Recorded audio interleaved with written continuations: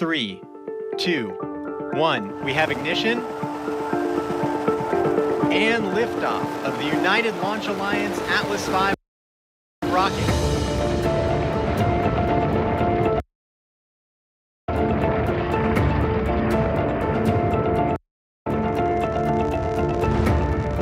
Go Atlas. Go Centaur. Go Kuiper.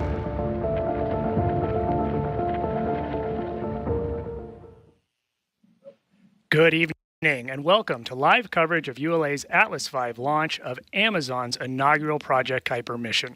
I'm Caleb Weiss, a systems engineer at ULA, and I'm joined by Britt Porcelli, a propulsion engineer. It's great to be back here, Britt, after we got scrubbed out for scrubbed during our first attempt due to weather.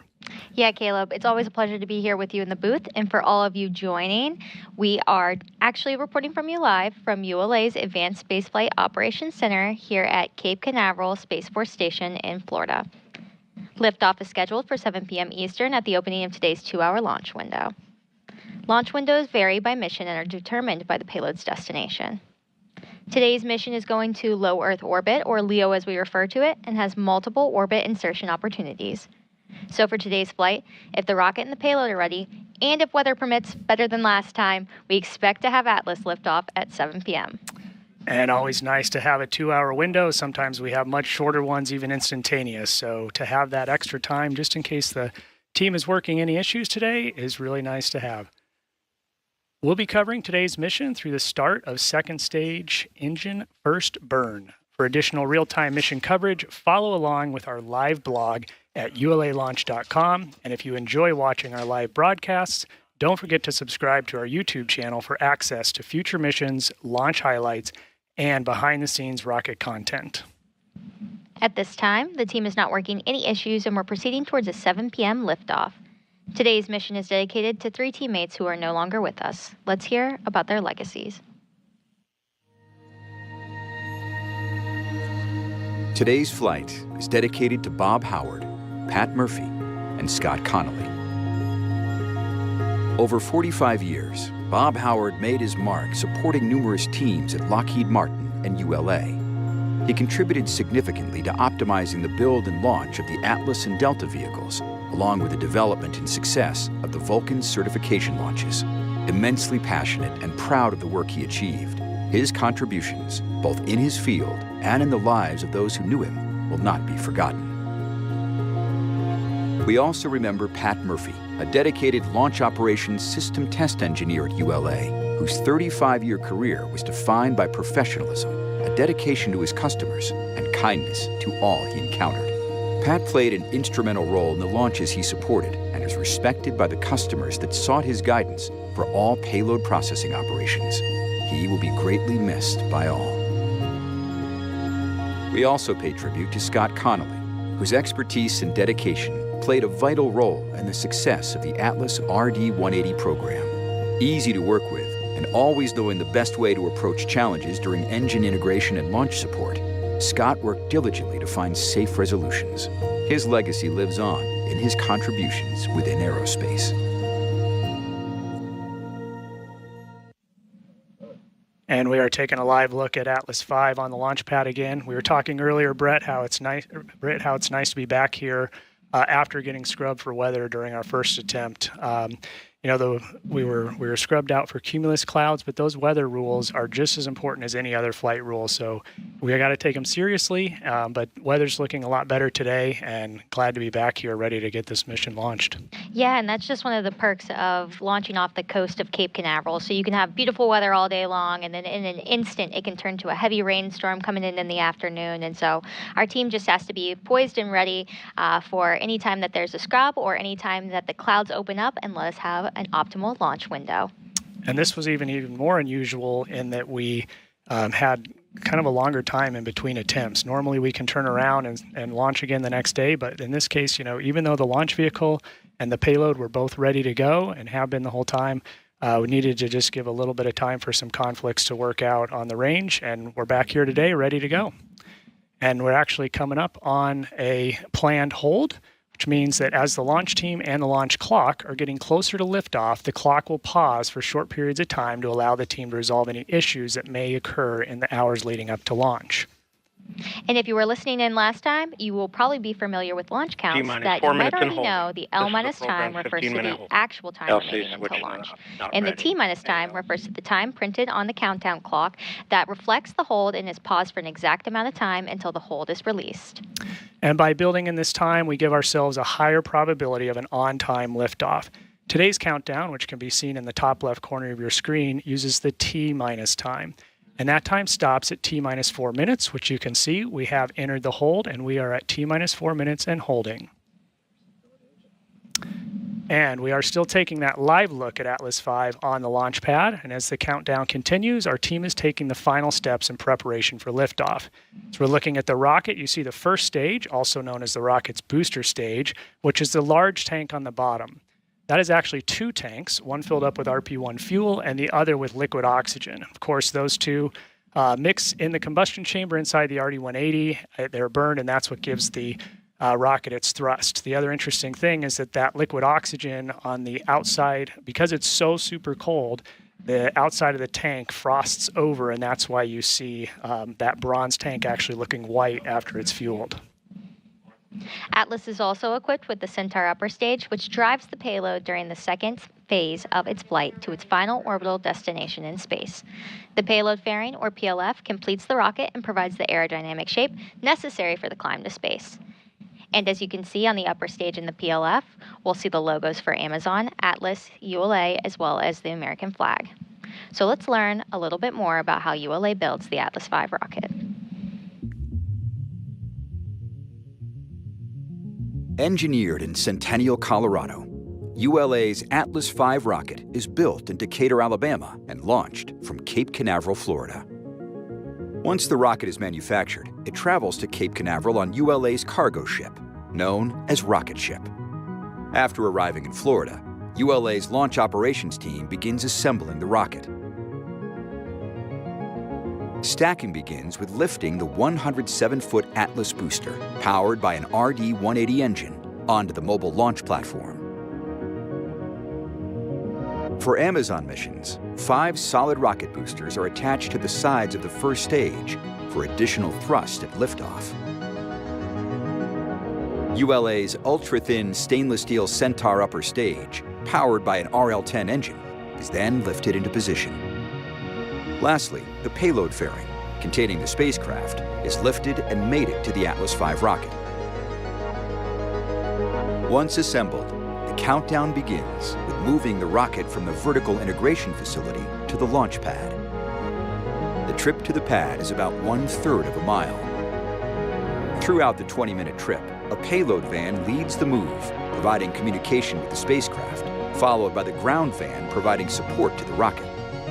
The mobile launch platform supplies air conditioning, electrical, and propellant lines to the rocket.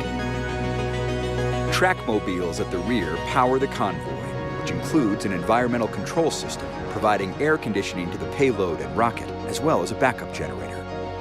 Add for fueling and other final preparations, and once fueled, weighs nearly 1.3 million pounds and stands 205 feet tall.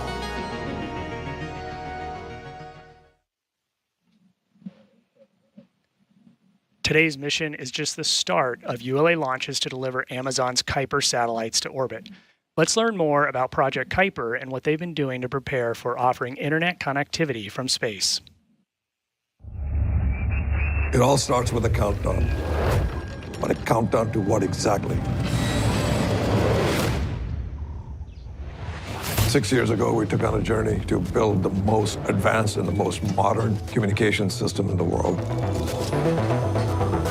There are almost 3 billion people that don't have high-speed connectivity. Imagine if they had the ability to be connected just like you and I do, what they could do, what contributions they could make. This mission is ambitious for a truly worthy cause. It's going to impact communities that cannot be reached with fiber traditional communications. The solution really has to be from space. You can think of Project Kuiper as a 3-part system: the satellite constellation, the customer terminal, and just as critically, the ground network and software that ultimately deliver connectivity. We have set out to design the most advanced satellite network ever built. And we have created the whole thing in-house at Amazon. You need just about every technology area to contribute to build the satellite, the propulsion system, the solar arrays, the silicon, the phased array antennas, the optical inter-satellite links. The team has to be innovative, agile, resilient as we're moving very, very fast. Building, testing, developing in-house has been an extraordinary ingredient. When we first proposed Project Kuiper internally, one of the first questions was, can you produce an affordable customer terminal? We knew that was going to be the linchpin of our system. The big breakthrough for us was combining transmit and receive antennas into a single aperture. No one had ever done this in the Ka band. That let us pack a ton of performance into a really compact, really low-cost design. We're going to build tens of millions of these antennas, and we are well on our way. The design is done. We're now in the factory manufacturing it. We talk about the satellites in constellation, but Kuiper is a satellite constellation being operated as a network across hundreds of ground gateway terminals. Our ground network is spread out all over the world, and each site connects back to AWS. We already have a bunch of these sites installed everywhere from Australia to Germany, and more of them are coming online every month.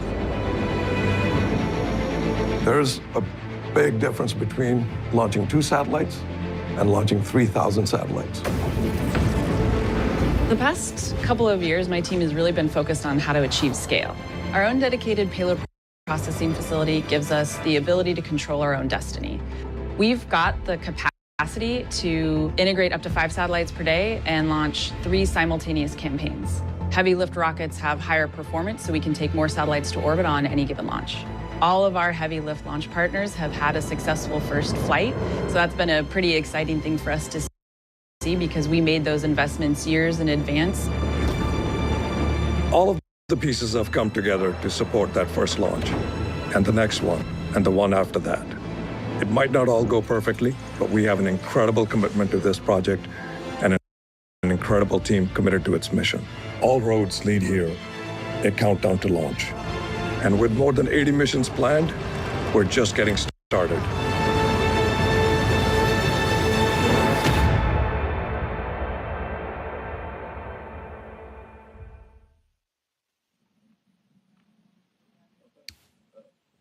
This is Atlas Mission Control at T-minus 4 minutes and holding. Following liftoff, viewers watching the launch from Florida and points north and east might be able to see the Atlas V in flight. To get a closer look at this visibility map, check out at ULA Launch on social media.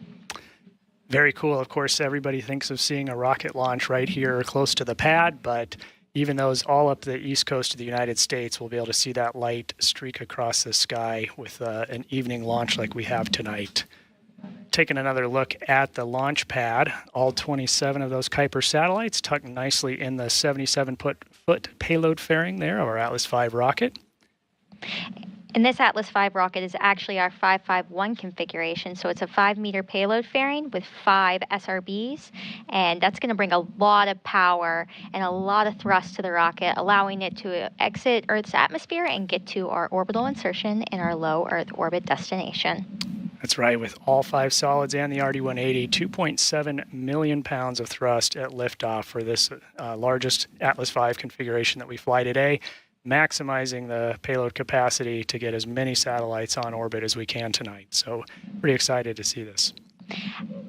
As we get closer to the opening of our launch window, let's have a look at the weather forecast the launch team just received from Space Launch Delta 45 Weather Officer Brian Belson. Yes, Brian is not on with us tonight on another assignment, but he did hand us the forecast. We do have a probability of violating launch constraints between 25 and 35%. It actually starts out lower at the beginning of the window, and then at the 20% it increases up to 35% as we make our way through the window. Ground winds are 17 knots out of the east, and temperature is 73 degrees. Primary concern for launch today is cumulus clouds, anvil clouds, and surface electric fields. So we are watching the weather very closely, as we always do. As we mentioned earlier, those weather rules are just as important as any other flight rule, but this weather today looks much better than our first attempt. That's right, Caleb. And these weather rules are designed to keep the vehicle safe from wind, lightning, and other potential weather risks. And we mentioned earlier about measuring the surface electricity, and that's basically the smarter way for saying that we are watching the lightning and the potential for it to be in this area. One thing that we always notice here when you get a live look at Atlas on the pad is that you have 4 lightning towers situated around Atlas. And so that basically is there as a mitigation strategy. If there is lightning in the area, it's supposed to conduct through the towers instead of hitting our rocket and our very precious payload. Very good. And you can get a better view of the clearer skies that we have. Still some clouds in the area, but still proceeding toward launch with acceptable weather right now. SRB ignition enabled. Box 2, verify CISA purge flowing GN2 to the CISA. Verified. OSM, verify the FCO, ROC, and OSM whole fire switches are in the proceed position. Ready to proceed. RLM, verify red line monitor event table are in the correct configuration for terminal count. Verified. RC, verify solar radiation acceptable for launch. Verified. Launch on time verified. Roger. LC, switch to the ready position. All steps are complete prior to the status check. We remain in the planned 15-minute hold as we continue towards liftoff. In a few moments, ULA launch conductor Scott Barney will poll the team for the final go to pick up the launch countdown. The launch coordinator conducts the launch team during countdown similar to how a symphony conductor is coordinating an orchestra. 28 engineers are polled to confirm the rocket is ready to proceed. This is the final status check for all Atlas vehicle systems, ground systems, and the payload, as well as the U.S. Space Force Eastern Range. Let's listen in as he performs the poll. L-8 minutes.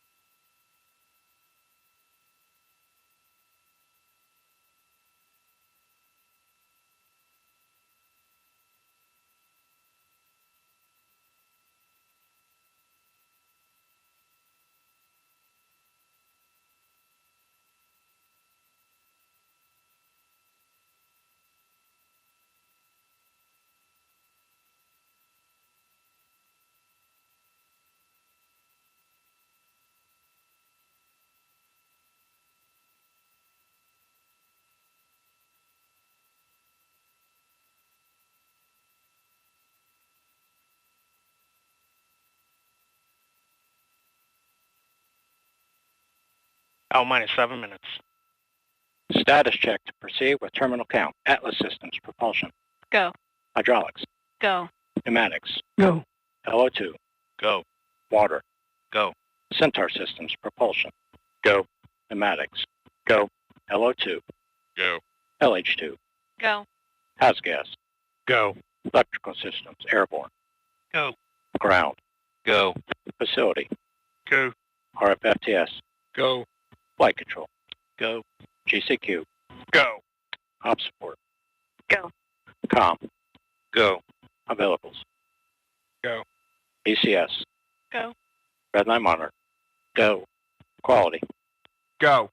Op safety manager. Go. ULA safety officer. Go. Vehicle system engineer. Go. Anomaly chief. Go. Range coordinator. Go. Launch director. You have permission to launch. Proceeding with the count. ALC, verify T0 is set for 2301 Zulu. Verified.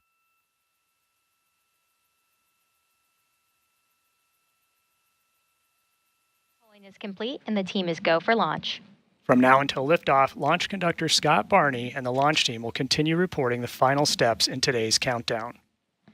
This includes verifying propellant levels and pressures in the booster and Centaur fuel tanks, as well as arming the ordnance for ignition, separation, and flight termination systems. At T-minus 1 minute, the range confirms it is in a green condition for launch, assuring there are no nearby constraints like boats, planes, or weather, and that all tracking systems are operational. At T-minus 25 seconds, you'll hear "Go Atlas, Go Centaur, Go Kuiper." This is the final status check for the rocket and the payload. To dampen the acoustic shock at liftoff, at T-minus 6 seconds, the launch pad's water deluge system activates, followed a few seconds later by the RD-180 booster engine ignition. Then, after seeing Atlas lift off, you'll hear flight commentator Sarah Bailey Glasgow providing the updates as the rocket ascends. So, as you might have noticed, voices playing in the background of this broadcast, that is actually voices being played on our Channel 1 broadcast, which is our internal net system. So hearing that provides a unique commentary that you normally don't see in this industry, and it kind of gives you a feel of what our exact engineers feel when they are sitting on console here. So we are listening to that together live. Yeah, very cool to be hearing Channel 1, the launch conductor, as well as the team as we proceed into these final minutes prior to launch. You'll hear them working through all those final steps leading up to the T0, which is now 1 minute past the hour at 7:01 Eastern Time.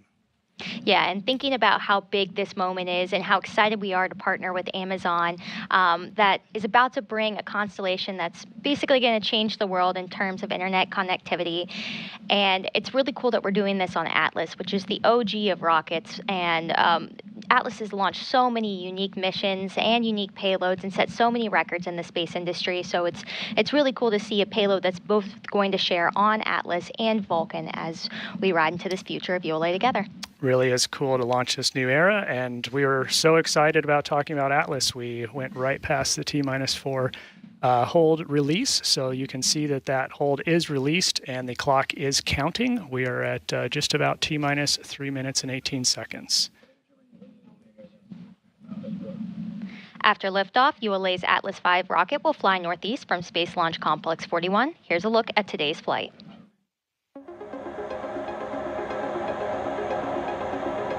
Following final confirmation of rocket readiness, the RD-180 engine and 5 GEM-63 solid rocket boosters ignite to produce more than 2 million pounds of thrust, lifting ULA's Atlas V rocket away from the pad. Shortly after liftoff, the rocket begins a pitchover to attain the proper flight path while minimizing the dynamic pressure it experiences during flight. Atlas then reaches Mach 1, the speed of sound. The addition of 5 solid rocket boosters, or SRBs, precisely augment the liftoff thrust of the Atlas V, giving it the power to deliver the payload to orbit.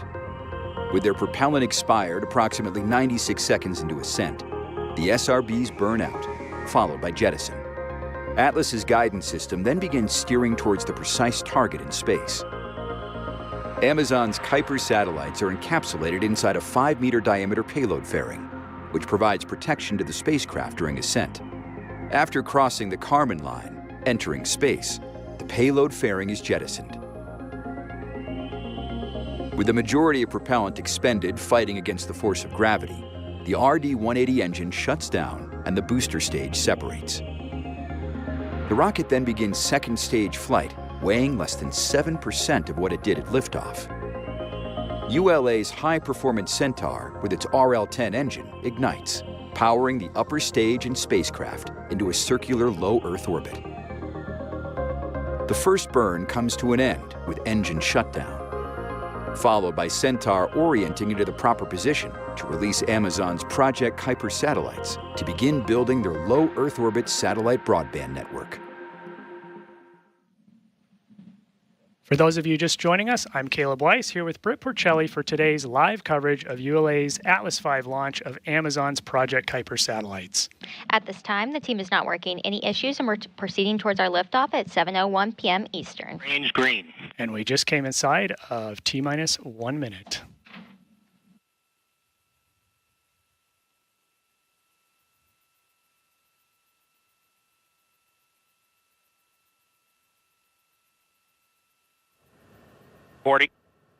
Stable at step 3.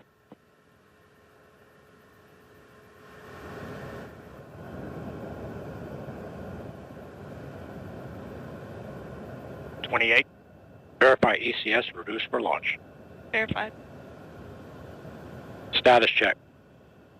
Go Atlas. Go Centaur. Go KA-01.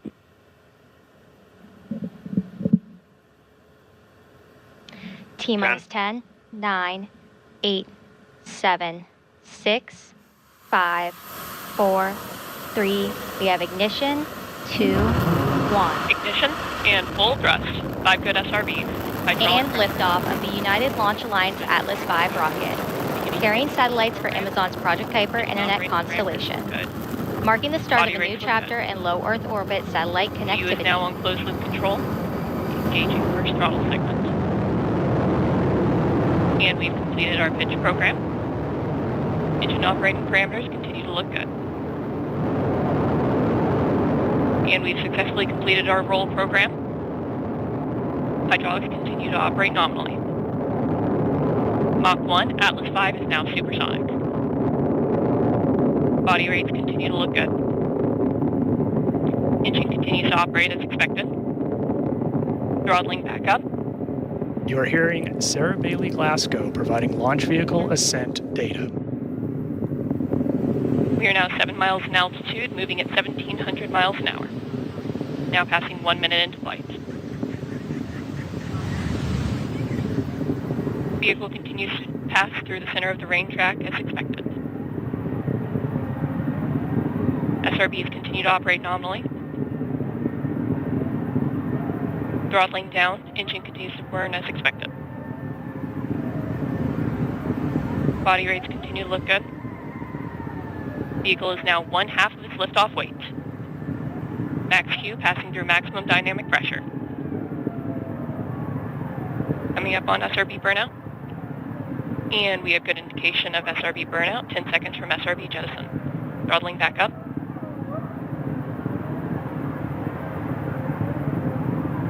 And we have good indication of jettison of all 5 SRBs. Engine continues to burn normally. We are now 32 miles in altitude, moving at 4,000 miles an hour. We just heard confirmation of the solid rocket booster jettison. These additional motors augmented the thrust at liftoff to give Atlas rocket an extra boost to reach its circular low Earth orbit destination. These SRBs are called GEM 63s, which stand for graphite epoxy motor, and are 63 inches in diameter. The most obvious difference you'll see between Atlas and Vulcan SRBs is the nose cone shape. Vulcan has a conical nose cone, whereas Atlas has a duckbill or ogive shape. We're coming up here on our next mission event, jettison of the payload fairing. Let's listen in to Sarah. Continues to move down the center of the range track and is moving at 5,300 miles an hour.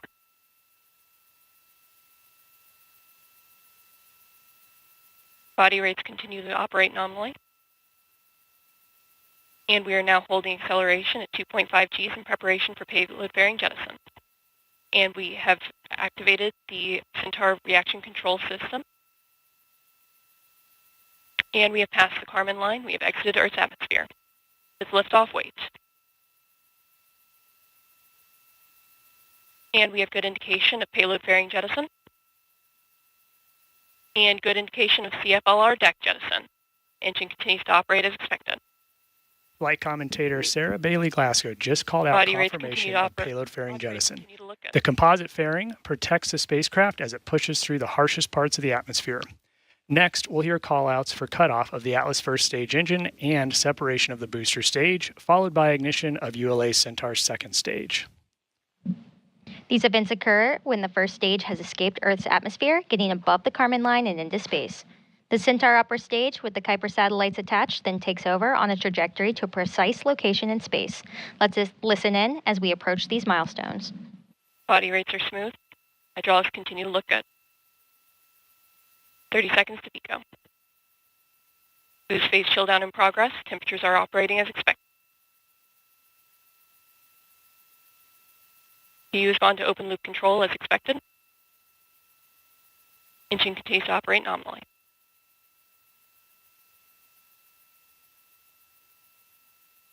And we've completed boost phase chill down as expected.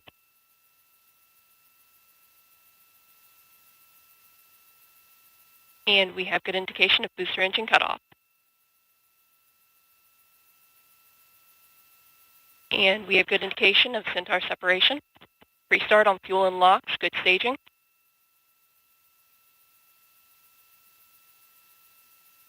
Ignition and full thrust. Arlington is running nominally. Steering has been enabled as expected. Engines are continuing to operate as expected.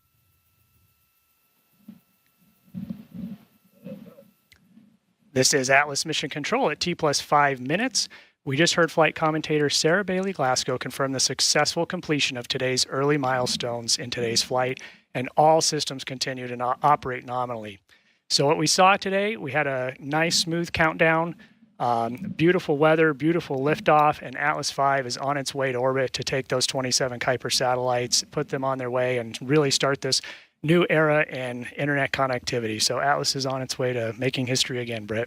And that's what you love to see, Caleb. You love to see a nominal launch, not working any issues, and the weather window work perfectly and open up right for us at the beginning of our launch window.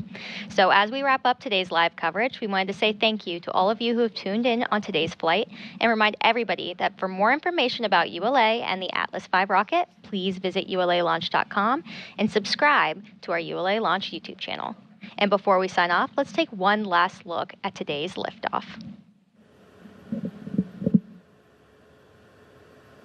T-minus 10, 9, 8, 7, 6, 5, 4, 3. We have ignition, 2, 1. Ignition and full thrust. 5 good SRBs. And liftoff of the United Launch Alliance Atlas V rocket, carrying satellites for Amazon's Project Kuiper Internet constellation, marking the start of a new chapter in low Earth orbit satellite connectivity. You is now on closed loop control, engaging first throttle segment. And we've completed our pitch program. Engine operating parameters continue to look good. And we've successfully completed our roll program. Hydraulics continue to operate nominally. Mach 1, Atlas V is now supersonic. Body rates continue to look good.